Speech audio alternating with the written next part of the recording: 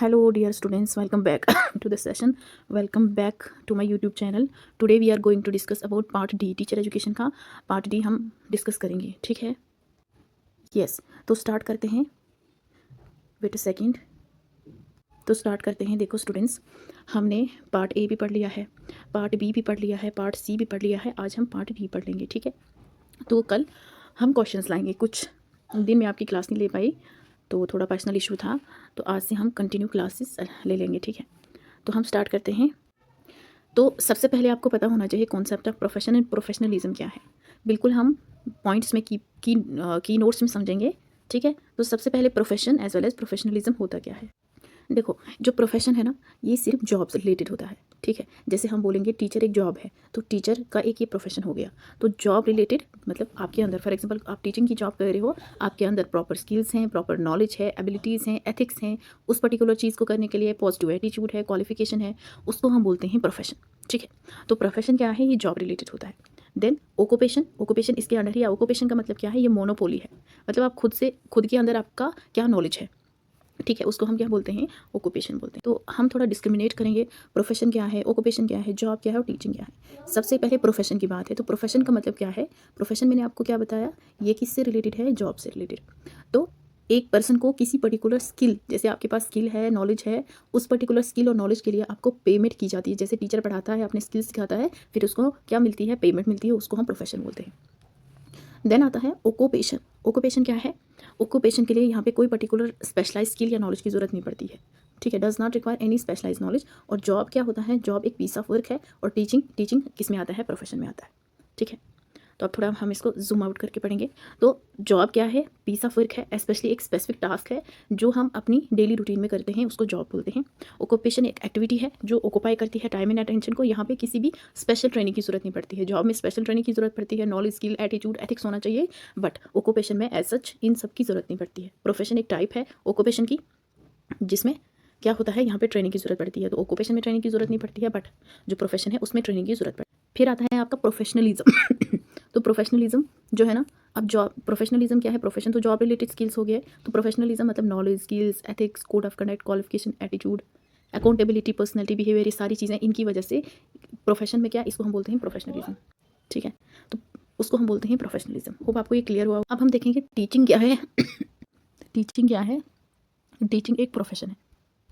Teaching क्यों एक profession है, बिकॉज टीचिंग के अंदर नॉलेज होता है, स्किल होता है, attitude, organise body of knowledge, code of conduct, accountability, personality, behaviour, इन सब की वजह से जो टीचिंग है वो क्या है, एक प्रोफेशन है, ठीक है? हो आपको ये सारी बातें क्लियर हो रही होंगी. तो देखो, एक प्रोफेशनल कौन होता है, वो एक इंडिविजुअल होता है जिसके पास किसी भी पर्टिकुलर फील्ड में एक्सपर्टीज होती है, मतलब उसको सब्जेक्ट मास्टरी होती है, एक्सपर्ट होता है, उसको हम प्रोफेशनल बोलते हैं, ठीक है? देन आता है आपका characteristics of a profession. Specialise knowledge. Profession के क्या क्या करेक्टरिस्टिक्स हैं. फॉर एग्जांपल आप एक टीचर हो, तो आपके पास स्पेशलाइज नॉलेज होना चाहिए. स्पेशलाइज नॉलेज का मतलब क्या है, जिस भी सब्जेक्ट को आप पढ़ा रहे हो उसके अंदर आपको सब्जेक्ट मास्टरी होनी चाहिए, कॉम्पिटेंसी स्किल्स होने चाहिए, आप ऑनेस्ट होने चाहिए, इंटीग्रेट होने चाहिए, अकाउंटेबिलिटी मीन्स रेस्पॉन्सिबल होने चाहिए, और सेल्फ रेगुलेशन बहुत इंपॉर्टेंट है, सेल्फ रेगुलेशन, ठीक है? तो आपके पास specialise knowledge, competency, honesty, integrity, accountable, responsible आप होने चाहिए, सेल्फ रेगुलेशन होना चाहिए. फिर आता है professional ethics of a teacher. कौन कौन से प्रोफेशनल एथिक्स हैं टीचर के. देखो, प्रोफेशनल का तो समझ आया आपको. जब भी प्रोफेशनल की बात होगी मतलब उसके अंदर नॉलेज, स्किल, एटीट्यूड है ना, ये सारी प्रोफिशिएंसी आ जाएगी.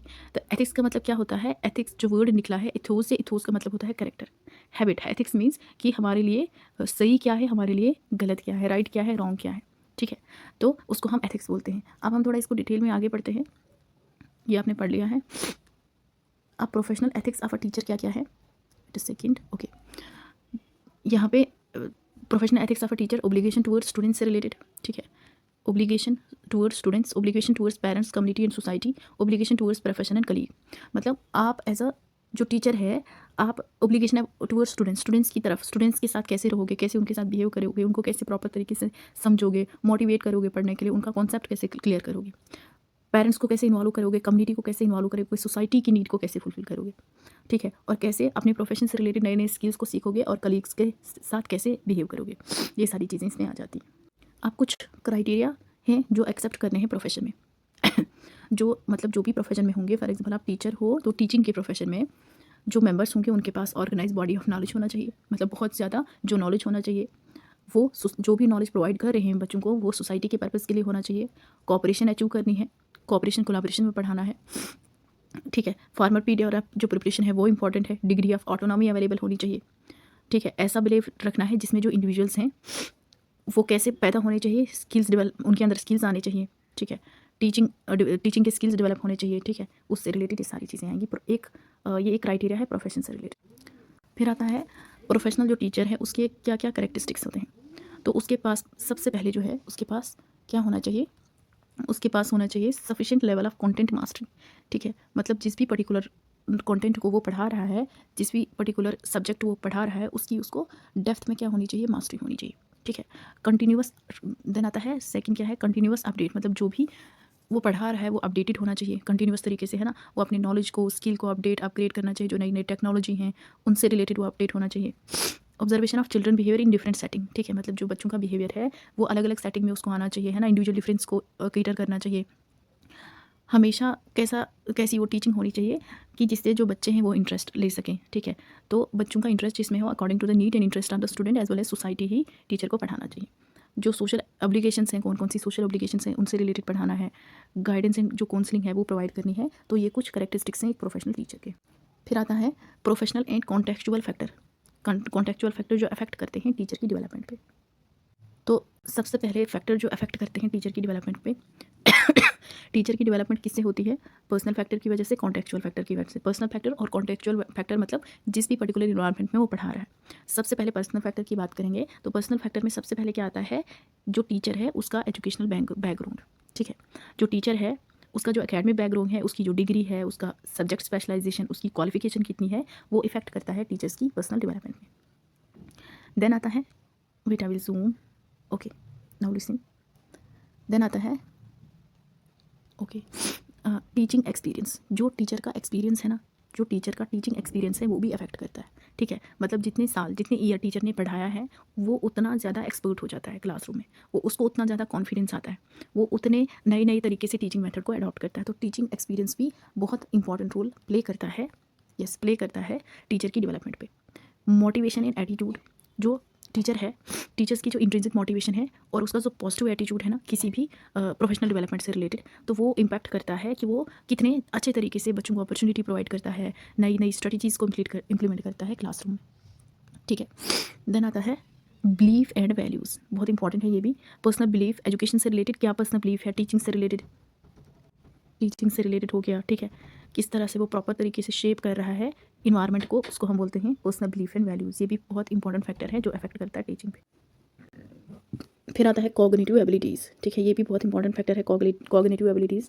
टीचर्स की जो कॉग्निटिव एबिलिटीज़ है ना, टीचर की जो कॉग्निटिव एबिलिटीज़ हैं जैसे क्रिटिकल थिंकिंग, क्या वो प्रॉपर तरीके से सोच पाता है, प्रॉब्लम को सॉल्व कर पाता है, क्रिएटिव तरीके से चीज़ों को कर पाता है, ठीक है। जो वो समझता है क्या वो अप्लाई करता है नई सिचुएशन में, नई नई मेथोडोलॉजीज़ का अप्लाई करता है। अगर वो करता है मतलब ये भी बहुत इंपॉर्टेंट फैक्टर है जो अफेक्ट करता है टीचिंग के प्रोफेशन में।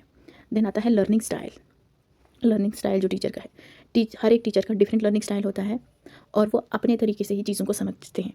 जैसे वो उनका जो टीचिंग स्टाइल होगा, जो पढ़ने का खुद से पढ़ने का स्टाइल होगा, उतने ज़्यादा वो इफेक्टिव बनते हैं, ठीक है। कुछ जो होते हैं ना उनको ज़्यादा हैंड्स ऑन एक्सपीरियंस से पढ़ना अच्छा लगता है और कुछ थ्योरेटिकल डिस्कशन से बहुत अच्छे तरीके से पढ़ते हैं। तो जो लर्निंग स्टाइल होता है किसी भी टीचर का वो भी अफेक्ट करता है। तो ये उनके पर्सनल फैक्टर्स में आते हैं, ठीक है। अब आता है कॉन्टेक्चुअल फैक्टर। तो कॉन्टेक्चुअल फैक्टर में सबसे पहले जो है स्कूल कल्चर एंड लीडरशिप कैसा है। अब जो स्कूल कल्चर है ना, कल्चर जो स्कूल का मतलब स्कूल का जो कल्चर है, लीडरशिप स्टाइल जो एडमिनिस्ट्रेटर का है, जैसे एक टीचर है उसके ऊपर जो प्रिंसिपल है उसको हम एडमिनिस्ट्रेटर बोलेंगे, है ना। वो कैसे लीड करता है एक टीचर को, स्कूल का इन्वायरमेंट कैसा है, वो भी इफेक्ट करता है टीचर की डेवलपमेंट पे। अगर एक पॉजिटिव और सपोर्टिव कल्चर होगा स्कूल का, वो एनकरेज करता है टीचर्स को कि वो इंगेज रहे प्रोफेशनल गोल से रिलेटेड, और वो ये भी एक बहुत इंपॉर्टेंट फैक्टर होता है टीचर की प्रोफेशनल डेवलपमेंट पे, ठीक है। देन आता है प्रोफेशनल लर्निंग कम्युनिटीज़, जिसको क्या बोलते हैं हम, wait a second, professional learning communities को क्या बोलेंगे, PLCs बोलते हैं। PLCs मतलब प्रोफेशनल लर्निंग कम्युनिटीज़। तो यहाँ पे जो कोलैबोरेटिव प्रोफेशनल लर्निंग कम्युनिटीज़ हैं स्कूल के अंदर, वो टीचर को अपॉर्चुनिटीज़ प्रोवाइड करते हैं कि वो क्या करे, वो अपने आइडियाज़ को शेयर करे, रिसोर्सेज शेयर करे, बेस्ट प्रैक्टिसेस को शेयर करे, सो दैट ऑनगोइंग डेवलपमेंट हो जाए उसके साथ, ठीक है। देन देन रिसोर्स अवेलेबिलिटी भी बहुत इंपॉर्टेंट फैक्टर है जो इफेक्ट करता है। अगर रिसोर्सेज अवेलेबल है, जैसे टेक्नोलॉजी अवेलेबल है, टीचिंग मटेरियल अवेलेबल है, तो ये भी इंपॉर्टेंट फैक्टर है प्रोफेशनल डेवलपमेंट के लिए टीचर की, क्योंकि टीचर को यहाँ अपॉर्चुनिटीज़ मिलती है कि वो टेक्नोलॉजी का यूज़ करता है, बहुत इफेक्टिव तरीके से बच्चों को पढ़ाता है। ठीक है, टीचर्स का जो टीचिंग एबिलिटी है, टीचिंग स्टाइल है, उसको शेप करता है। तो ये कुछ कॉन्टेक्चुअल फैक्टर्स थे, और भी हम पढ़ेंगे इसमें पॉलिसी इन्वायरमेंट। पॉलिसी इन्वायरमेंट का मतलब क्या है कि जो भी गवर्नमेंट पॉलिसीज़ आती हैं, एजुकेशनल रेगुलेशंस करते हैं, वो इम्पैक्ट करते हैं टीचर की डेवलपमेंट पे। पॉलिसी जो है ना वो सपोर्ट करती है professional growth of a teacher और उसकी कंटिन्यूअस इंप्रूवमेंट। जैसे फॉर एग्जाम्पल सबसे जो पहले पॉलिसी आई थी वो थी NPE 1986। अब उसमें जो पैटर्न था वो था 10+2+3 सिस्टम। अब ये जो नई पॉलिसी आई है, नई पॉलिसी कौन सी आई है? NEP 2020। ठीक है, नई पॉलिसी कौन सी है? NEP 2020। तो NEP 2020 में जो पूरा पैटर्न है वो चेंज हो गया है 5+3+3+4 में, है ना। मतलब यहाँ पे तब ज़्यादा टेक्नोलॉजी पे फोकस नहीं था जितना अब इस एज में है टेक्नोलॉजी पे ज़्यादा फोकस। तो इसलिए वेट अ सेकंड, यस, इसलिए ये जो पॉलिसीज़ हैं ये भी इम्पैक्ट करती हैं, ये भी इफेक्ट करती हैं टीचर की डेवलपमेंट पे। ठीक है, फिर आता है स्टूडेंट डेमोग्राफी। स्टूडेंट डेमोग्राफी का मतलब क्या है? यस, स्टूडेंट डेमोग्राफी का मतलब क्या है यहाँ पे कि जो स्टूडेंट की पॉपुलेशन है ना वो कितनी है क्लास में, कितने सोशो इकोनॉमिक बैकग्राउंड उनका क्या है, किस कल्चर से आते हैं, उनकी लर्निंग नीड क्या है, ये भी इन्फ्लुएंस करता है टीचर की डेवलपमेंट पे। और लास्ट वाला कौन सा आता है? पेरेंटल इन्वॉल्वमेंट कितनी है स्कूल में, PTM करते हैं ना, तो जितनी ज़्यादा पेरेंटल इन्वॉल्वमेंट होती है वो सपोर्ट करते हैं, इफेक्ट करते हैं टीचर्स के साथ। वो प्रॉपर तरीके से कोलैबोरेट करेंगे, कम्युनिकेट करेंगे टीचर्स की डेवलपमेंट पे, है ना। कि जैसे PTM से पता चलेगा, PTM करते हैं ना पेरेंट टीचर मीटिंग, तो पेरेंट कितने प्रॉपर तरीके से इन्वॉल्व हुए हैं, वैसे एक टीचर को पता चलेगा कि ये जो पर्टिकुलर बच्चा है ना, तो वो कितने प्रॉपर तरीके से उसने डेवलपमेंट की है ना, क्या क्या सीखना है। टीचर्स अगर इन्वॉल्व होंगे तो वो बोलेंगे कि मेरे बच्चे को इस तरह से समझ नहीं आती है, प्लीज़ आप अपना जो टीचिंग का स्टाइल है, टीचिंग का मेथड है, उसको चेंज कर सकते हो। तो ये कुछ इंपॉर्टेंट फैक्टर्स थे, और भी इंपॉर्टेंट फैक्टर्स हैं जैसे प्रोफेशनल डेवलपमेंट अपॉर्चुनिटीज़ हो गए, है ना। प्रोफेशनल डेवलपमेंट अपॉर्चुनिटीज़, अब प्रोफेशनल डेवलपमेंट अपॉर्चुनिटीज़ में क्या क्या आता है? जैसे प्रोफेशनल डेवलपमेंट के लिए अपॉर्चुनिटीज़ वर्कशॉप, है ना। अब प्रोफेशन में है, मतलब प्रोफेशन का मतलब भी मैंने बोला, organise body, knowledge, skill, ethics, code of conduct, ये सारी चीज़ें इसमें आती हैं। तो अब जो टीचर हैं उन्होंने अब जो प्रोफेशन है उनका, उसके अंदर डेवलपमेंट करनी, इंप्रूवमेंट करनी है, तो उसके लिए वर्कशॉप कराने हैं, कॉन्फ्रेंसेस करानी है, सेमिनार, ट्रेनिंग प्रोग्राम्स कराने हैं, जिससे जो टीचर्स हैं, टीचर्स को नए नए आइडियाज़ मिलेंगे, प्रैक्टिसेस मिलेंगे, और यहाँ पे वो अपनी जो टीचिंग है, वो अपना जो प्रोफेशन है उसमें डेवलपमेंट कर सकते हैं।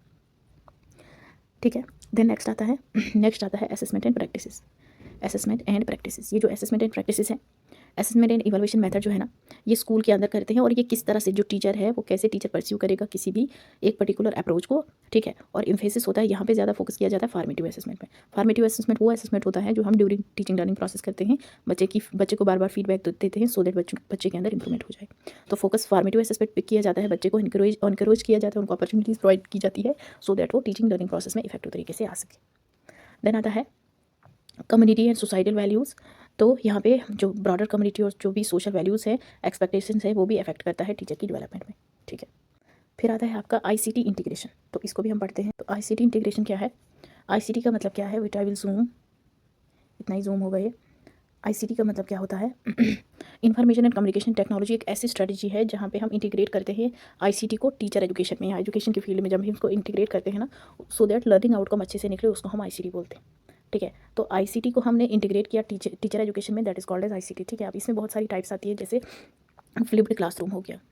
फ्लिप्ड क्लासरूम क्या है? ये एक टीचर सेंटर्ड मेथड है जहाँ पे हम क्या करते हैं, जैसे नॉर्मल क्लासरूम होता है ना, वहाँ पे नॉर्मल क्लासरूम में क्या होता है कि जो टीचर आता है क्लास में, बच्चे को होमवर्क देता है, पढ़ाता है, और बच्चे घर पे जाके होमवर्क करते हैं। बट जो फ्लिप क्लासरूम में नॉर्मल क्लासरूम का उल्टा होता है। यहाँ पे बच्चे क्या करते हैं, पहले उनको जो रिकॉर्डेड वीडियो होती है ना वो देते हैं घर में देखने के लिए। पहले वो रिकॉर्डेड क्लास देखते हैं घर पे, फिर जाके दूसरे दिन डिस्कशन करते हैं।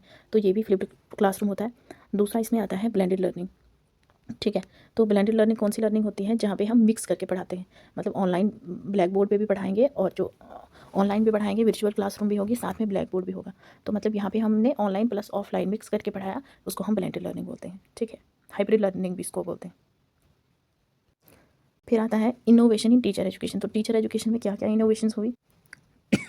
तो इनोवेशन का मतलब क्या है? जब हम सोचते हैं चीज़ों को, कुछ नई चीज़ को क्रिएट करते हैं जो पहले से डिफरेंट हो। ठीक है, तो इनोवेशन के बगैर हम प्रोग्रेस नहीं कर सकते हैं। तो कोई भी इनोवेशन या चेंज को हम इम्प्लीमेंट कर सकते, मतलब कोई भी इनोवेशन या चेंज हम तब तक नहीं कर सकते हैं जब तक ना टीचर अवेयर हो, इन्वॉल्वमेंट हो टीचर की, है ना। तो यहाँ पे टीचर की अवेयरनेस और इन्वॉल्वमेंट पे फोकस किया जाता है। अब कौन कौन सी इनोवेशन है? Cooperative and collaborative learning of teacher education. तो ये नई इन्वेंशन है कि टीम टीचिंग में सीखते हैं, है ना। टीम मेंबर्स, जो ग्रुप मेंबर्स हैं, जैसे टीम टीचिंग हो गई जहाँ पे 2 टीचर्स मिलकर अपनी अपनी एक्सपर्टीज़ के अकॉर्डिंग पढ़ते हैं, सीखते हैं, है ना, बच्चों को पढ़ाते हैं। तो यहाँ पे स्मॉल टीम बनाई जाती है और यहाँ पे अपनी अपनी एबिलिटीज़ के अकॉर्डिंग वो सपोर्ट करके पढ़ाते हैं, मतलब कोलैबोरेशन में पढ़ाते हैं, कोऑपरेशन में पढ़ाते हैं, ठीक है। तो ये कुछ इंपॉर्टेंट बेनिफिट्स हैं तो टीम टीचिंग के या कोलैबोरेटिव लर्निंग के, जहाँ पे 2 टीचर मिलकर पढ़ाते हैं, वो शेयर करते हैं, कॉमन गोल होता है उनका, सेम प्रॉब्लम होती है, ठीक है, रेस्पॉन्ड करते हैं, अंडरस्टैंड करते हैं, एक दूसरे से क्वेश्चन करते हैं, एम्पावर करते हैं, कंट्रीब्यूट करते हैं। तो यही कुछ चीज़ें हैं इंपॉर्टेंट। फिर हम इससे रिलेटेड कुछ क्वेश्चन करेंगे। तो सबसे जो पहला क्वेश्चन है वो कौन सा है, पहला क्वेश्चन कौन सा है, which of the following is not the characteristics of a profession, का कौन सा नहीं है। तो कॉम्पिटेंसी भी आएगा, स्पेशलाइज नॉलेज भी, सेल्फ रेगुलेशन भी, बट जो टेक्निकल अंडरस्टैंडिंग है ये नहीं आएगा।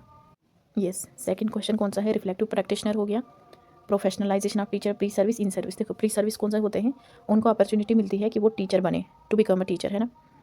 तो सी का 1 अगर आएगा, सी का 1 यहाँ नहीं है, यहाँ नहीं है, यहाँ नहीं है, एलिमिनेट करने से ऑप्शन निकल जाता है, ठीक है। रिफ्लेक्टिव प्रैक्टिशनर कौन सा होता है, जो रिफ्लेक्ट कर सके, क्रिटिकल थिंकिंग लगा सके, ए का सेकंड आएगा, ठीक है। उसके बाद प्रोफेशनलाइजेशन ऑफ टीचर, जब भी प्रोफेशनलाइजेशन की बात आएगी वो की पॉइंट्स आएंगे, राइट। जैसे कॉम्पिटेंसी हो गई, है ना, स्किल हो गया, एटीट्यूड हो गया, नॉलेज हो गया, तो कॉम्पिटेंसी आ गया। फिर आता है इन सर्विस टीचर एजुकेशन में क्या है, जहाँ पे हम कुछ रेलिवेंट एक्टिविटीज़ कराएं, टीचर मतलब जो ऑलरेडी टीचर बना हुआ है। यस। फिर आता है देखो प्रोफेशन, ऑक्यूपेशन, जॉब से रिलेटेड। तो प्रोफेशन जो है ना, प्रोफेशन क्या है, यहाँ पे हमें ट्रेनिंग की ज़रूरत पड़ती है, रिक्वायर्ड एडवांस ट्रेनिंग, ए का सेकंड आया, एलिमिनेशन से करेंगे, ये 2 एलिमिनेट हो गए। जॉब क्या है, देखो ऑक्यूपेशन क्या है, एक एक्टिविटी ऑक्यूपाई, ऑक्यूपाई से ही करेंगे, बी का थर्ड, तो बी का थर्ड मिला, आंसर मिल गया। जॉब क्या है, पीस ऑफ वर्क। फिर आता है which of the following not considered under the draft code of professional ethics of a teacher, कौन से professional ethics of a teacher में नहीं है। ओब्लिगेशन टुवर्ड्स पेरेंट्स, ये तो पढ़ा था, स्टूडेंट्स भी पढ़ा था, सेकंड भी है, ये भी है, बट स्कूल रिसोर्सेज से रिलेटेड नहीं है, आंसर इसका लास्ट वाला है, ठीक है। तो आज हम इतना ही रखते हैं। अब 2013 तक हमने क्वेश्चंस, आई थिंक 12-13 तक क्वेश्चंस किए हैं। कल हम 2014 का पेपर करेंगे विद डिटेल्ड एक्सप्लेनेशन, ठीक है। Okay bye.